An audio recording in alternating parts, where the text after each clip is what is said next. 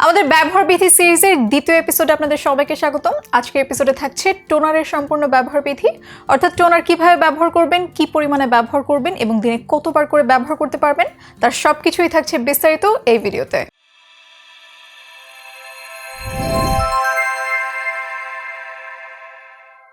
আপনাদের বোঝার সুবিধার্থে আমি টোনার 3টা ক্যাটাগরিতে ভাগ করে নিচ্ছি।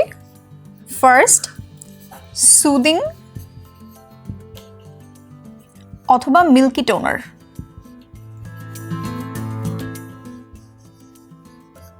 Second, spray toner. কিছু কিছু টোনার আছে যেগুলো স্প্রে ফর্মে থাকে, অর্থাৎ স্প্রে বটলে পাওয়া যায়। এটার ব্যবহার বিধি যেহেতু একটু ডিফারেন্ট, এজন্য আমি এটা একটা আলাদা ক্যাটাগরিতে রেখেছি। এবং থার্ড, এক্সফোলিয়েটিং টোনার।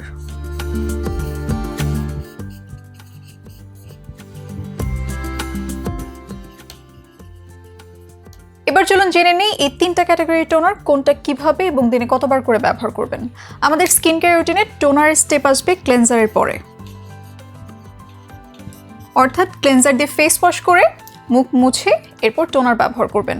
সুদিং বা মিল্কি টোনার যেগুলো, সেগুলো দিনে 2বার করে ব্যবহার করতে পারবেন, অর্থাৎ মর্নিং স্কিন কেয়ার রুটিনে একবার এবং ইভিনিং স্কিন কেয়ার রুটিনে একবার। এবং এটা ব্যবহার করবেন কিভাবে সেটাও জানিয়ে দিই। ধরা যাক এটা সুদিং বা মিল্কি টোনারের বটল। এটা একবার ফ্লিপ করাতে যে পরিমাণে টোনার ডিসচার্জ হবে অথবা যে পরিমাণে টোনার আপনার হাতে আসবে সেই পরিমাণে অ্যাপ্লাই করা যথেষ্ট। অর্থাৎ বটল ফ্লিপ করে হাতে ডিরেক্টলি টোনার নিয়ে সেটা পুরো ফেসে প্যাট প্যাট করে অ্যাপ্লাই করে ফেলতে পারেন, অথবা আপনি চাইলে কটন প্যাডে নিয়েও ব্যবহার করতে পারেন। সেক্ষেত্রে একটা কটন প্যাড পুরোপুরিভাবে সোক করবে অথবা ভিজে যাবে এই পরিমাণে টোনার নিতে হবে এবং পুরো ফেসে জেন্টলি সোয়াইপ করে অ্যাপ্লাই করে ফেলতে হবে। এরপর আসে স্প্রে টোনার। স্প্রে টোনার এটা আমি একটু পরে বলি, আগে এক্সফোলিয়েটিংটা বলে নিই। এক্সফোলিয়েটিং টোনার সপ্তাহে 2 থেকে 3 দিন ব্যবহার করা যাবে।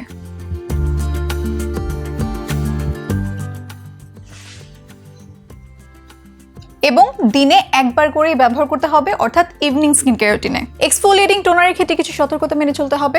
ক্লেনজার দিয়ে ফেস ওয়াশ করে মুখ ভালোভাবে ধুয়ে শুকিয়ে নিতে হবে, অর্থাৎ একদম ড্রাই ফেসে কটন প্যাডের সাহায্যে এই এক্সফোলিয়েটিং টোনার ব্যবহার করতে হবে। একটা কটন প্যাড পুরোপুরিভাবে ভিজে যাবে বা ভালো মতো সোক করবে এই পরিমাণে টোনার নিতে হবে এবং পুরো ফেসে জেন্টলি সোয়াইপ করতে হবে।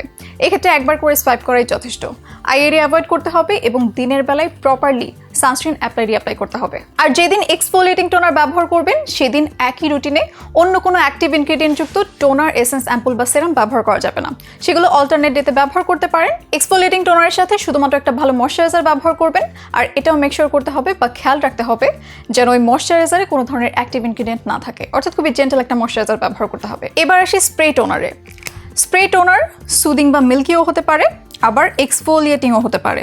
সুদিং বা মিল্কি যদি হয়ে থাকে তাহলে দিনে 2বার করে ব্যবহার করতে পারবেন, আর স্প্রে টোনার যদি এক্সফোলিয়েটিং হয়ে থাকে তাহলে সপ্তাহে 2 থেকে 3 দিন ব্যবহার করতে হবে। স্প্রে টোনারের ক্ষেত্রে স্প্রে বটল ফেস থেকে একটু দূরে হোল্ড করবেন, এরপর পুরো ফেসে ইভেনলি স্প্রে করে নেবেন।